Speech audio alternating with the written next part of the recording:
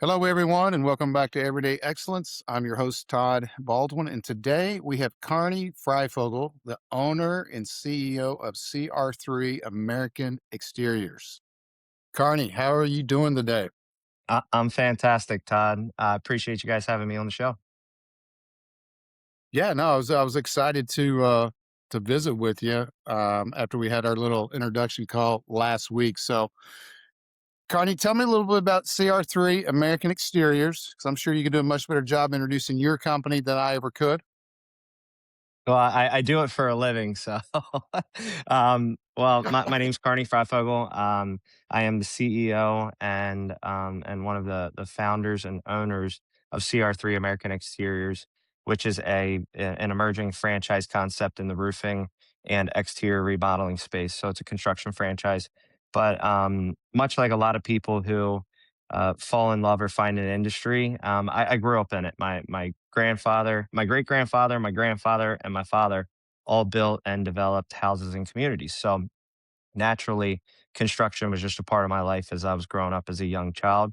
And then as soon as I got to a point where I could be of any type of assistance at a construction job site, my father and grandfather found a way to put me to work and teach me how to work hard and work for a dollar. So um, when it became time to graduate high school, it was either get out of high school, strap on a tool belt, and build custom homes and remodel homes with my father, or go to college. And for whatever reason, something in the back of my mind told me, don't go to college. Go ahead, strap a tool belt on, make a couple bucks, and you'll be 4 years ahead of everybody else that's at college. So I decided that college was just not it didn't fit well for me at the time. Strapped a tool belt on, helped my father until I was 21, 22 years old.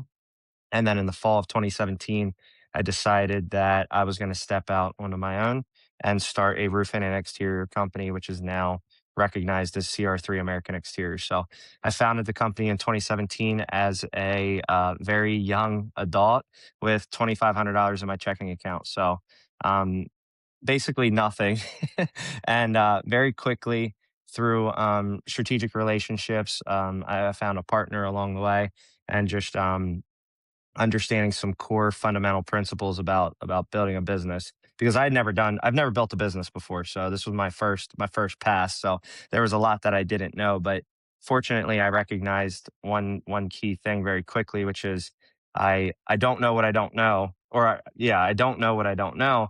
So in order to grow and do the things that I wanted to do, I had to seek and find people that could help us to do that. So locked arms with a partner, we took that company from inception in 2017 with $2,500 in my checking account to um, just under $15 million in 4 relatively short years.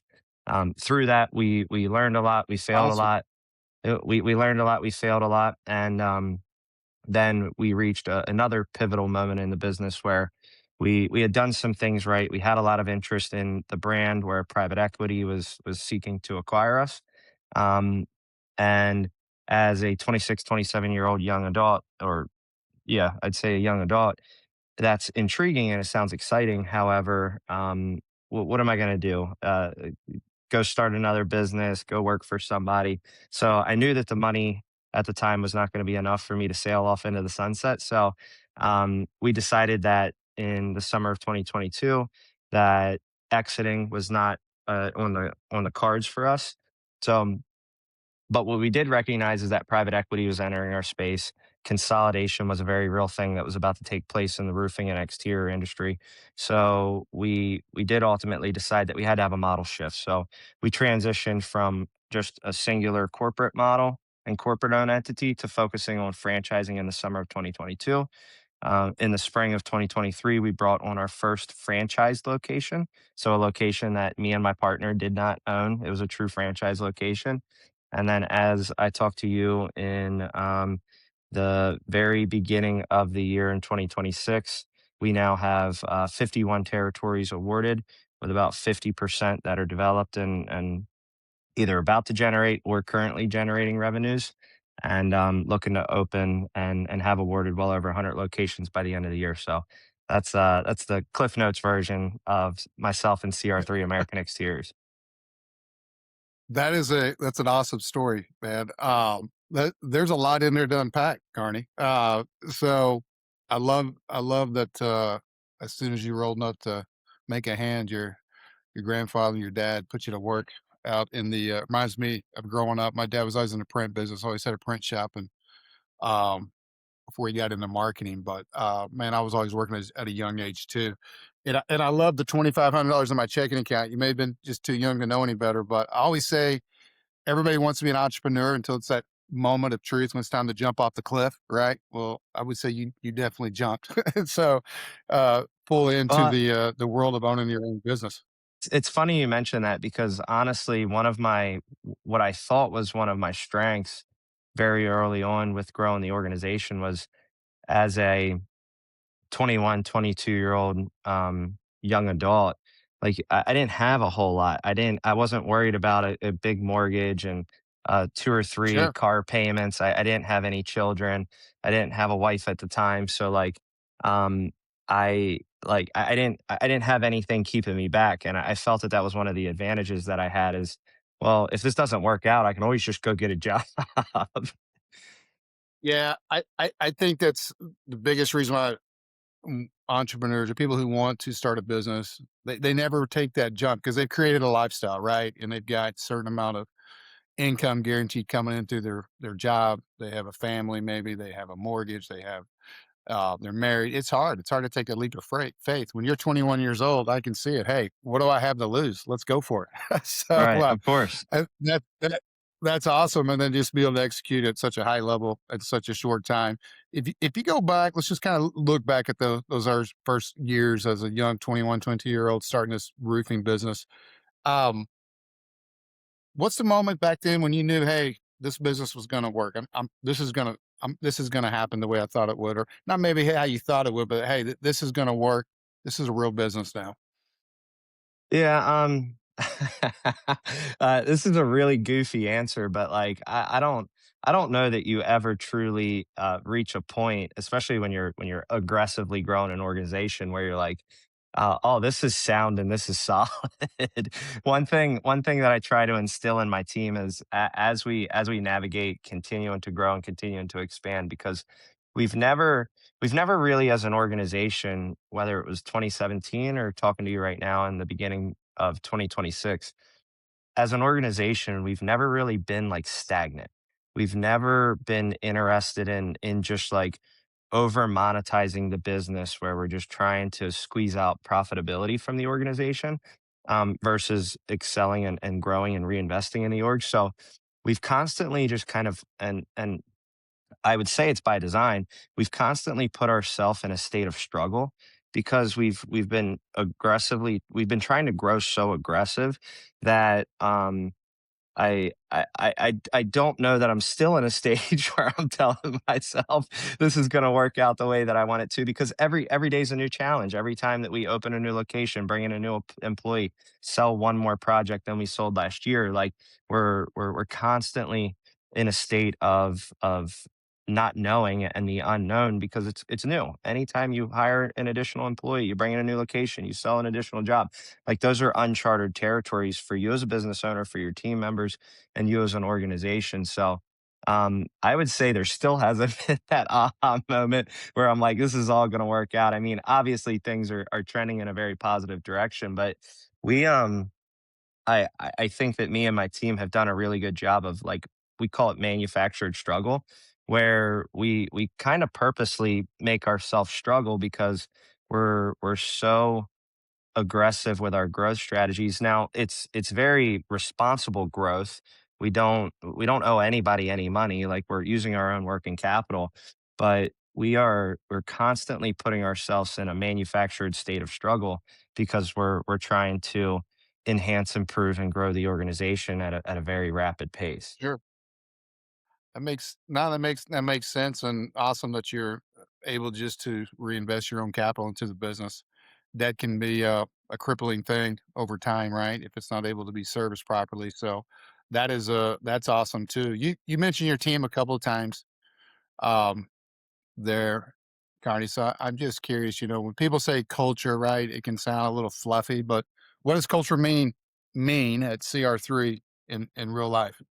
Yeah, yeah. Culture is kind of like been a buzzword here for like it seems like 5 to 10 years, but um, I mean it's the lifeblood of the organization. It's for us. It's the reason that people wake up early and stay up late. And I don't feel the need with our team members to like we always talk about managing results, not managing people, and that's a very important thing. But in order to get to a point where you can manage results and not just manage people and their daily administrative tasks, you have to have a culture of winning. You have to have a culture of people that are just as focused and laser focused on the mission as the executive committee or the founders or the people who have stock at the organization.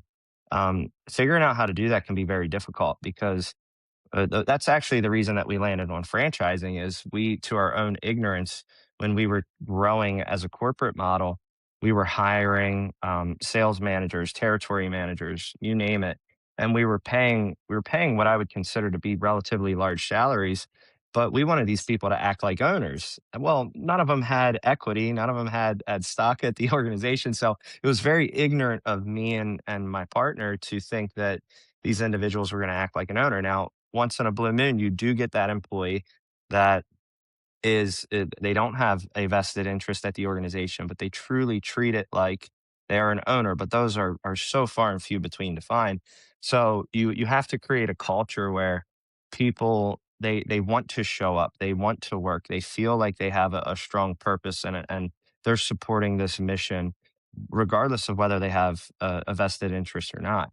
And for us, it's just making it be known that they're a part of something that's bigger than them. And that in my opinion, I think a lot of it comes down to leadership. And if your team recognizes that as a leader, you're in the game of business for selfish reasons, I believe that that ultimately creates a very negative culture. When they know that you're in business for the individuals that you're surrounded by and for the organization, and that the organization comes before even myself, I think that people can get behind that mission substantially. They can get behind it substantially faster and better versus supporting somebody that's in business for selfish reasons. So if they can identify through looking at our habits and how we compensate ourselves and things like that, they can identify very quickly that, hey, this individual that we're on this ride with is not here just to get fat, lazy, and rich. They're here to help to change people's lives, myself included, right? And that's a mission that, in my opinion, people want to get behind. Yeah, no, absolutely. Culture's a lifeblood of your or lifeblood of your organization. You got to have the right people in the right seats, right? So obviously, and I love the comment about your employees, even sales managers. They're not going to think like owners because they're not. They're not the ones that have the stake in the game, right? They're not the ones that have real capital invested. So I've had to learn that kind of the hard way too. That and you're right. Every once in a while, you do get that magic. You get that unicorn employee that's a great manager and thinks and operates as if they're an owner. So interesting on the franchise model. And the success you guys have already had with, you said, over 50 territories already up and running and operating. Let me ask you this, because obviously you're doing roofing and exterior, right? On a home. Is there one service that does more than the other, or that you're trying to grow more than the So, other? yeah, roofing right now is it's sexy. Like, there's a reason that private equity is here. There's a reason that it's got a tremendous amount of interest. Actually, I haven't seen the official standings of 2025's performance, but 2024 roofing specifically was the most sought after industry by private equity. So it's red hot right now. It's super Interesting. sexy. With that, I'd say right now, as an organization, about 70% of our volume comes from roofing. However, there's a tremendous, tremendous opportunity and actually, in my opinion, a larger runway on windows and siding specifically. roofing has become somewhat commoditized as an industry because there's a lot of people. It's very similar to like flipping homes. I don't know if you recall, Todd, but like 10 years ago when the internet did what it did with people that were flipping homes, everybody wanted to go flip homes. Everybody wanted to find a family member and an investor and preach this idea of flipping homes. And there's people who like everybody wanted to do it. And there were some really large players in the game, and then some guys who came in that survived that. And then there's a lot of people that came and went. And my opinion of what's going on in the roofing and exterior space right now is it's kind of like that gold rush where there's a lot of people coming here because there's a lot of attention push towards it right now. But ultimately, within the next 3 to 5 years, between consolidation with private equity and orgs purchasing other orgs and mergers and acquisitions taking place, and then just naturally flushing out the people that don't belong in this industry, they came here because they heard it was a lucrative one. I think it's eventually going to sizzle out over the next 3 to 5 years, and the ones who actually have true market share, who understand how to service customers, who have real team members, real operating systems. Those are the ones that are going to still grow and thrive. But I see it very similar, roofing specifically, very similar to flipping homes 10 years ago, where everybody ran to it. And the market's going to do what it does with the people, and they're going to get flushed out here in a little. Yeah, it's interesting you bring up the fix and flip guys. Like I had told you previously, I own a digital agency, been in the marketing world for, gosh, 20 years. And 20 years plus. I'm a little older than you, Carney, but we work with a ton of home service business. But another vertical that we worked with the last 10 years is actually the fix and flip guys. So very familiar with that, and there has been a big influx of people come in, and been a big flushing of those people exiting that space. Everybody thinks they're a home flipper, but like any business, it's a tough road. I'm curious, real quick follow up on the PE and the private equity. I'm down here in Texas, Dallas Fort Worth area, and here our roofers are whining about how insurance has just become almost impossible to get claims and so forth. And I talked to a roofer here recently in the last 6 months, and he says, he feels like the roofing business here in Texas is dead, or it'll never be what it once was, is simply because of the insurance. Um, struggles. So do you find the same thing up in Pennsylvania? I mean, is insurance, are they fighting you guys to claim roofs? Yeah, And does that not scare away the private equity guys? I'm going to answer that a few different ways. One, we service substantially more than Pennsylvania, so right now I think our footprint's like 16 to 18 states, somewhere between there. And we do have 3 locations that actively working in Texas, but the industry for sure, especially from an insurance standpoint, has changed drastically. When I first got into the business 8 or so years ago, especially up this way in the Northeast, like there were not a whole lot of contractors that understood how to run insurance claims, how to identify damage, understood the process. And now in 2026, you're not a roofing and exterior contractor and don't run insurance claims for the most part. So what happened was the industry got saturated with people that were playing the insurance game. And I think as contractors, we can't fault the insurance companies for protecting themselves. Like ultimately, they are a for-profit business, um, and I think there's a substantial amount of contractors in the marketplace that took advantage of that. I mean, there we back in the day, we used to be able to knock on a door and it had a missing shingle in the front and a missing shingle in the back, and as long as the roof had some age on it, we were getting the whole thing paid for. So I can't fault the carriers for protecting their business. Now, do I like it? No, because we made a lot of money doing that. But ultimately, like industries are going to change, right? Trends are going to change. Interest rates are going to change. The president's going to change. Wars could happen within the world that could shut down inventory and transport and stuff like that. So ultimately, as a business owner, if you're going to cry about an industry changing or one part of your business changing, like you gotta adapt and you gotta move. You can't just sit there stagnant and not do anything about it. But To your point, what I have observed over the last 3 years of private equity being in our space is that they particularly don't really enjoy acquiring companies that are heavy into insurance because storms we can't control storms, right? Um, there's a high volatility there. Well, what I've recognized with being in the industry for the last 8 years is the people who are heavy focused on storms is they have these big years, and it's like peaks and valleys, like big time. And then they bring in staff to staff these storms. They bring in more trucks, and next thing you know, the storms go cold for 18 months or 24 months, and they run out of work. They starve themselves, right? So private equity, from a predictability standpoint, they want nothing to do with that model.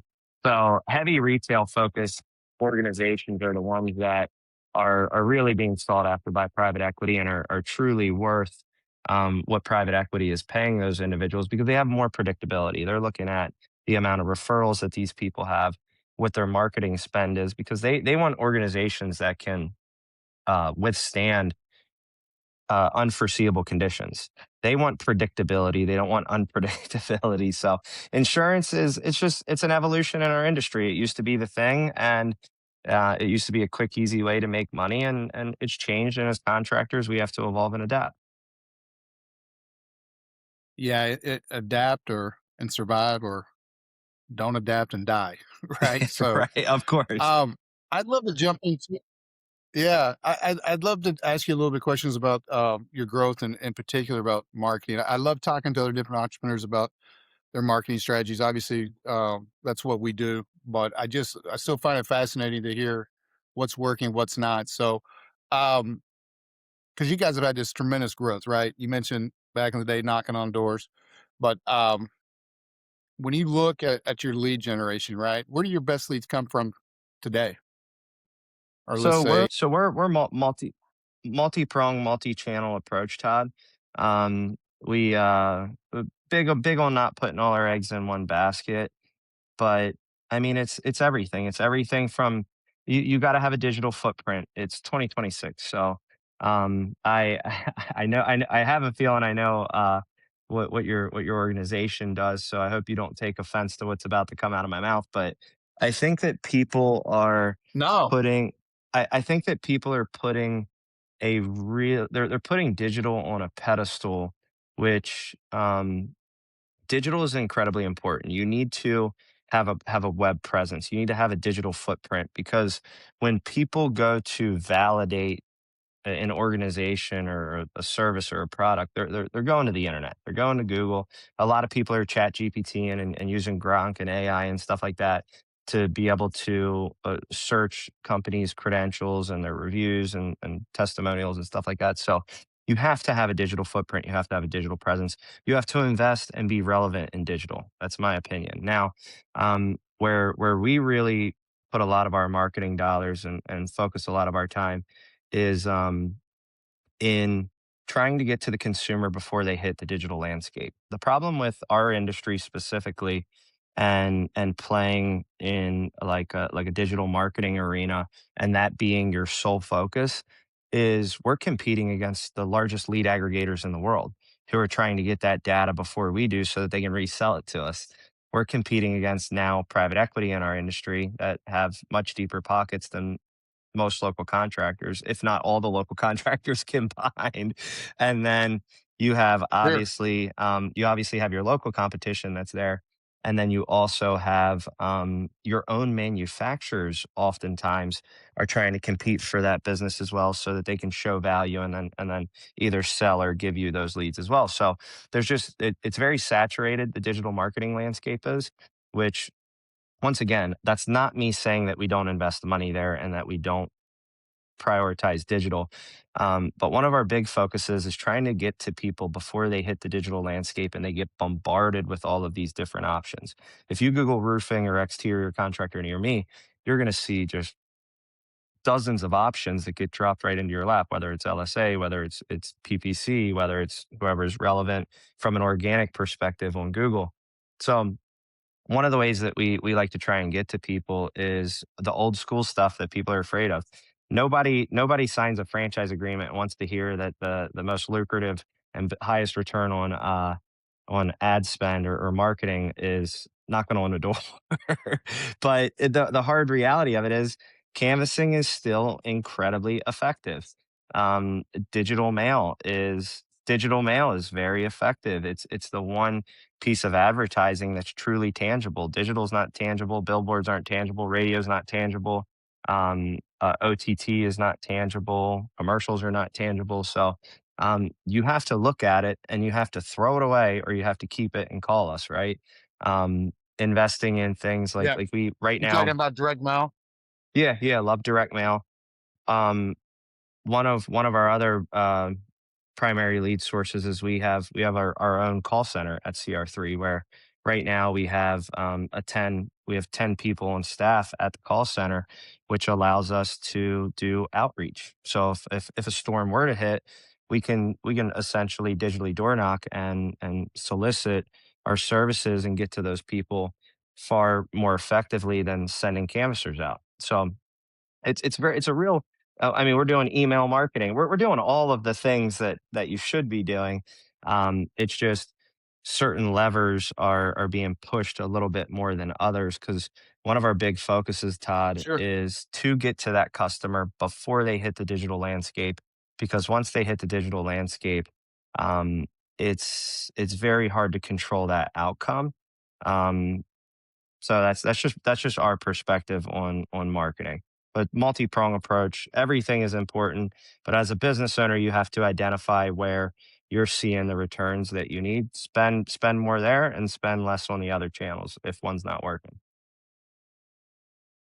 Yeah, those are all great points. It's interesting when I ask this question. I do get a lot of the you're probably not, you may not like this. No, I'm not, no offense against you, that type of deal, because there's so many bad agencies out there that just operate in an unethical way. Meaning they promise you the moon, knowing that they're not going to be able to deliver those promises, just trying to get paid for however many months they can before they're canceled. So no offense on that as well. What I love about that answer is that you're doing, and I preach this all the time. Digital is just one channel, right? I mean, local service ads or paid, PPC. It's just a channel. The organic side of the house is a channel. That's all digital, but they're different channels and they need to be tracked all the way through the funnel to see what that ROI is on that spend per channel. Direct mail is a channel. So I tell people all the time, knocking on doors, canvassing is a channel. um, I tell business owners all the time, you can't rely. I agree with you 100%. You can't just rely on digital. It's just one facet of how someone can find you. Yes, when there is a problem or there is an issue, yes, they go to Google. They're looking for that solution. But when they search, roofing contractor near me, you're right. There's a handful of options that show up on that page. Same thing with AI. AI is scraping from Google, scraping from all these other directories out there. So a good solid presence on Google will typically mean you will have an opportunity to show up in those AI searches as well, especially if you have a really robust profile, Google Business Profile with solid reviews and some really good FAQs in your mix and that digital footprint as well. Those are some of the things that are triggering those AI. So kudos to you for not just leaning on one channel.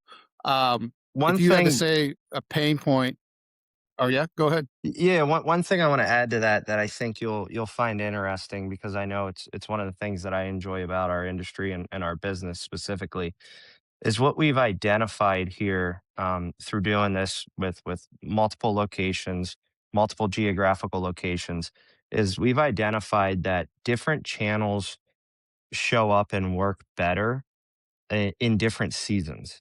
So, like right now, what we identified actually within the last week, because I'm looking outside right now, and there's a foot of snow on everything, including all the roofs that I'm looking at right now. So, we what we identified You guys within have the got last pounded. yeah, what we identified within the last week is okay.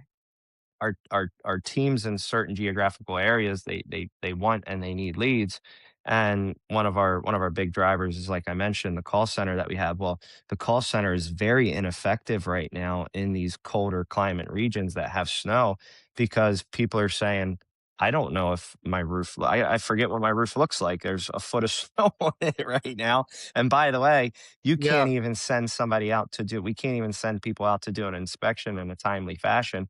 The speed of which that we get to these individuals is very important to us. So when we cold call somebody and we get an interested prospect and we want to book an appointment, we're looking to book them in 24, 48 hours. Well, that's a problem right now in the Northeast because we can't even inspect the roof because it has a snow load on it. So what we've seen and recognized is that there's a seasonality as well to different lead sources.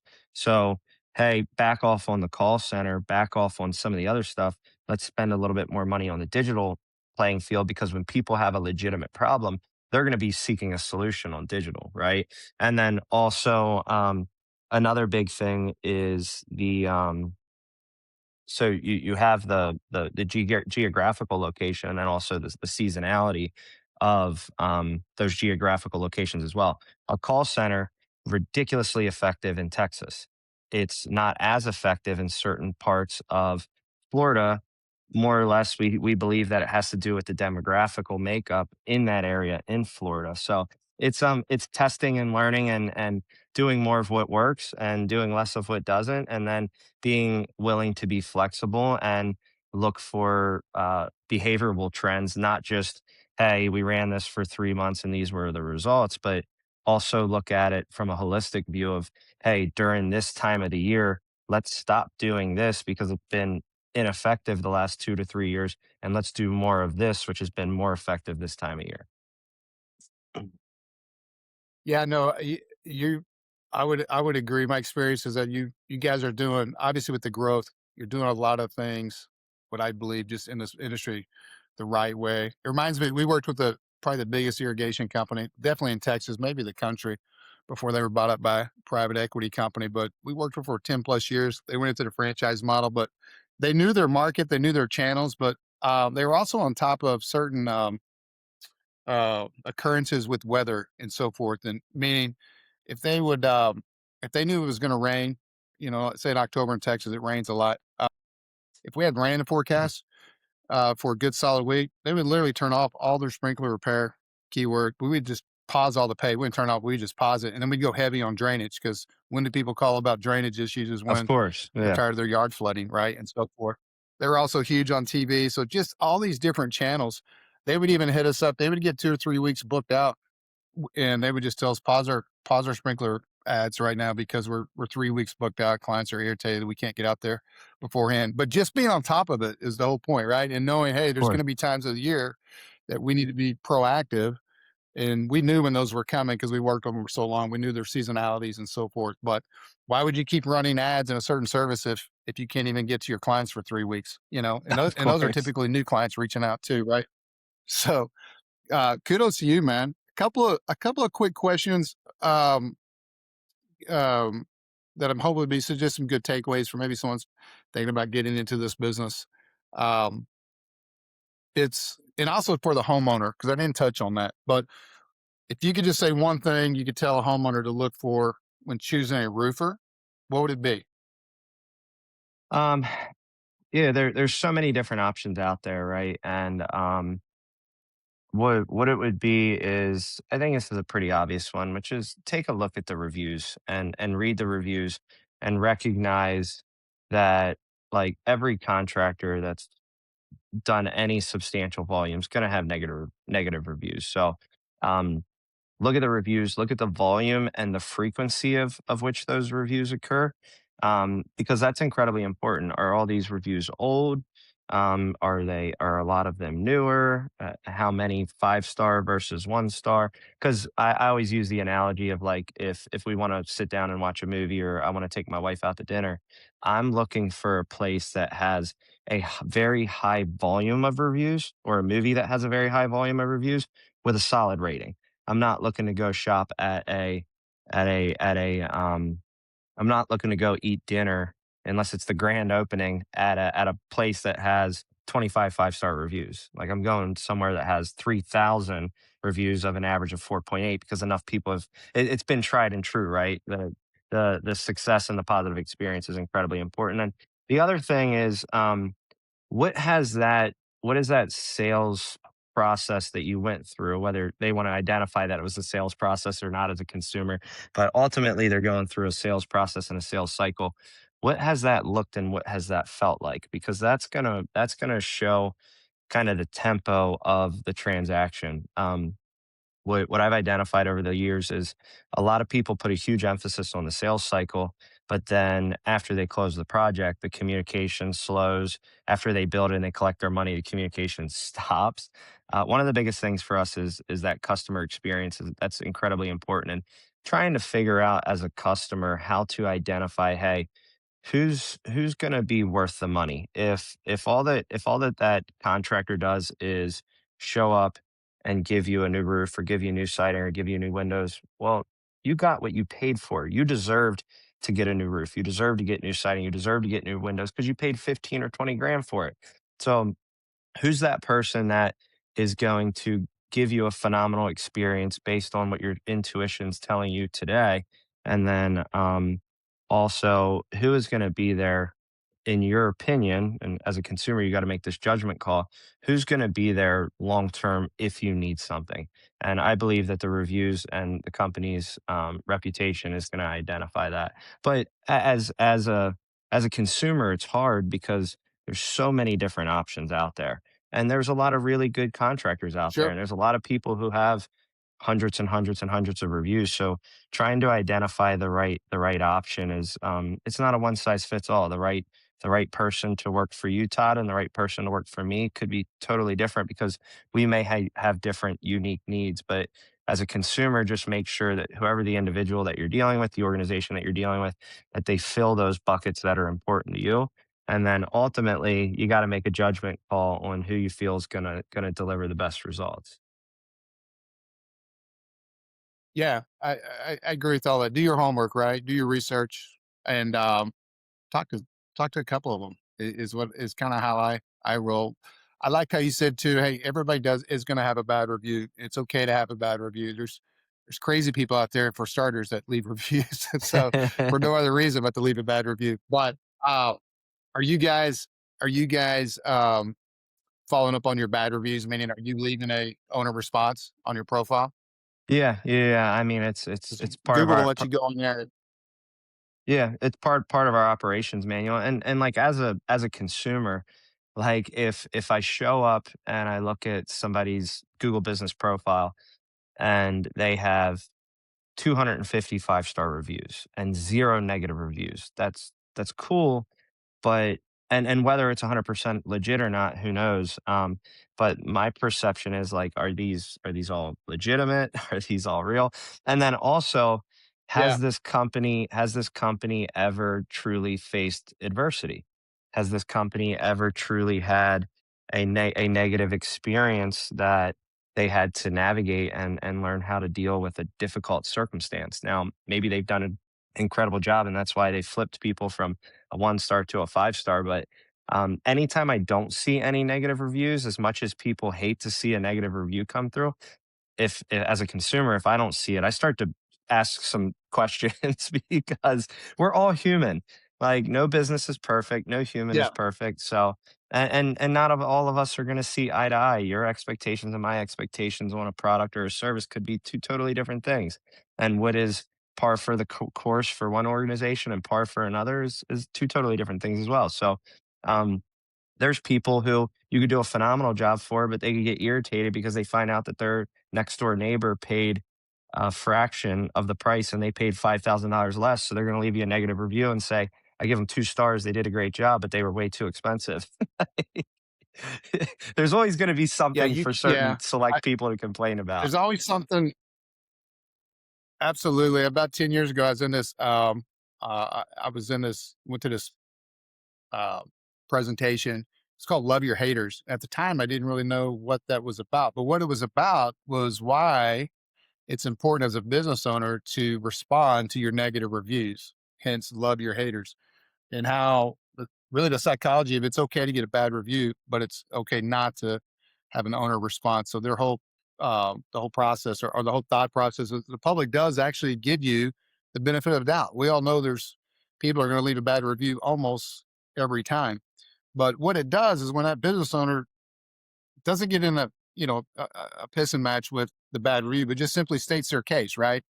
The public gives you, hey, this is an owner that actually cares, right? Because we all do make mistakes. So it was Of really course. really a cool presentation and a different way to think about, hey, it's important to reply to all your bad reviews because the public does give you credit for that kind of subconsciously. And then it's okay to reply to good reviews too. I think it just shows that that organization is really active in their customer relations, right? And takes it really serious. And I think it's a huge plus when an owner steps up and will actually reply to that negative review. Of course. Carney, this podcast has gone way longer than my normal, but you are so interesting to talk to because you've just at such a young age had so much success. I've got one last question because somewhere out there, there's another 21, 22, 23-year old that's thinking, hey, I'm going to jump off the cliff and start my own business, my own contracting business.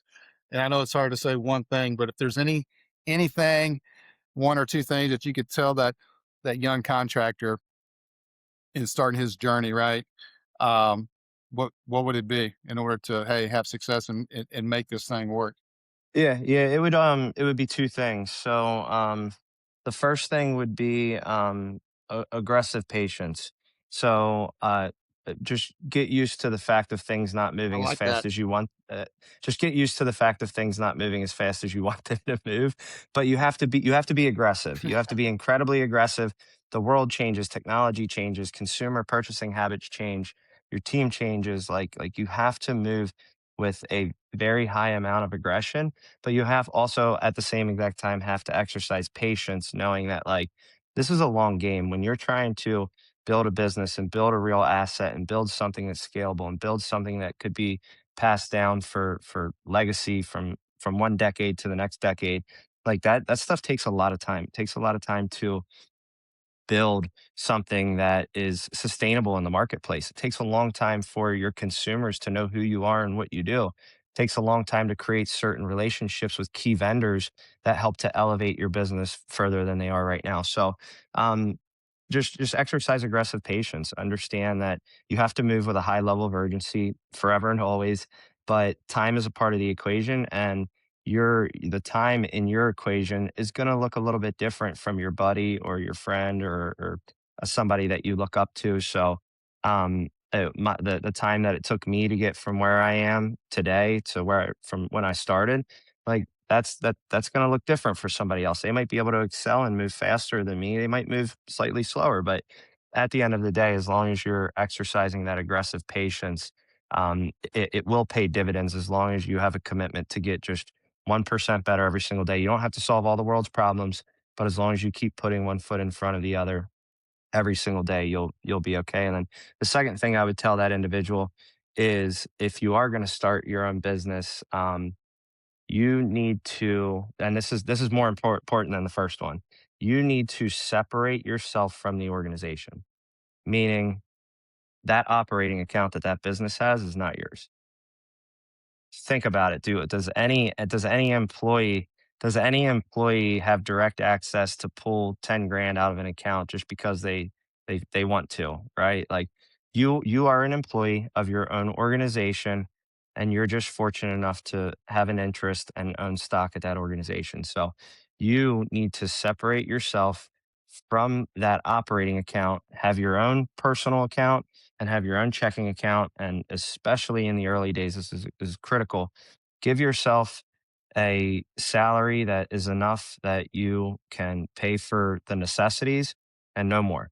Don't pay yourself any more than what you absolutely have to pay for your necessities because every additional dollar that you take out of that business operating account is a dollar that you're not reinvesting in the future growth of that organization. And I look at our business and our business operating account like a stock. The more money that I have there, the more money that I'm putting into people, systems, processes, infrastructure, the faster that stock is able to grow, which in this case would be my business. Um, but that key distinction and separation from I am an owner and I think that this account is my money versus this is my actual personal checking account. It's incredibly important. I see a lot of very young entrepreneurs. I see some of our franchisees that are new to business, and that's one of the kryptonites to a lot of these individuals is they can't find that distinction between I am separate. I'm just very fortunate to own stock. I treat myself just like any other employee because if you don't have that separation, you will spend unnecessary money and you will be playing business like I mentioned earlier in the call. You'll be playing business for personal gain versus actually building a legitimate business. And the individuals that can do that and understand that concept will excel far beyond and far faster than an individual that doesn't understand that concept, in my opinion. Those are the 2 things Those are I'd tell great, somebody. great point. Aggressive patience and separate yourself from the operating account. I love that second one. I love the first one too. I haven't heard that term or used that way. Makes complete sense. And then the separation of the operating account. Yes.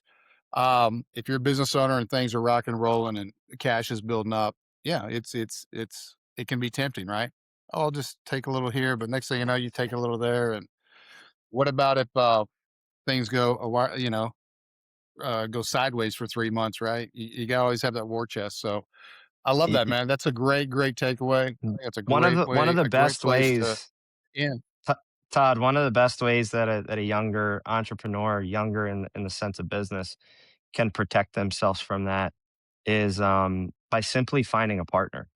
Because if they find a partner, well, now you're looking at things with a different lens because if you take money, then they have to take money and you guys hold each other accountable. So, Exactly. um, one way that you can actually do that and do it effectively without making sure that you have to protect yourself from yourself is find a partner. And that partner and yourself, as long as you guys have a good partnership, um, and a good understanding of each other, you guys will help to protect each other from each other. And that's one of the things that I did That's a early on was bringing a great partner, and point. it helped to protect me from myself, honestly. Mm. I've had partners my whole life in business until the last probably, let's see, 3, 4 years. So now I don't have partners, but I've had partners. You're right. Cause if you have a partner, whether it's whatever the percentage is of ownership, if you take money, they're owed their percentage too. And so it's Correct. not just you're not now just paying you, you've got to pay them as well. So that's another great point there. Cardi, man, it's been so much fun talking to you. When we talked last week, I told you my favorite thing to do is talk to entrepreneurs, and this is why. Because even though two different separate businesses, I've been doing it a lot longer than you, but there's some good takeaways from me today, and hopefully for our listeners as well. Just hearing your mindset, how you operate. So, congratulations on all the growth, man. That is really impressive and awesome. And it sounds like you're just scratching the surface. So, I can't thank you enough for being on here. Before we leave, tell everybody how they can find CR3 American Roofing and Exteriors. It's a little bit of a mouthful. Yeah, if you're looking for construction related services, we can be found at cr3america.com. If you're interested in exploring business ownership in the roofing and exterior space, cr3franchise.com is our franchise development website. That'll give you some more insight of the organization, what it means to be a CR3 franchise location. And then to find me, Carnie Fryfogle, I always joke with people and say I'm one of one, but I'm actually a third. But if you're interested in following me, you can find me just about anywhere on the internet, on any social media platform. But I appreciate you, Todd. I've had a blast today. I appreciate the entire team over there at Everyday Excellence, and I look forward to having a long term relationship with you guys moving forward. Appreciate it, Carney. Thanks, man. Enjoy the rest of your day. It's been great visiting with you. Thanks, Todd.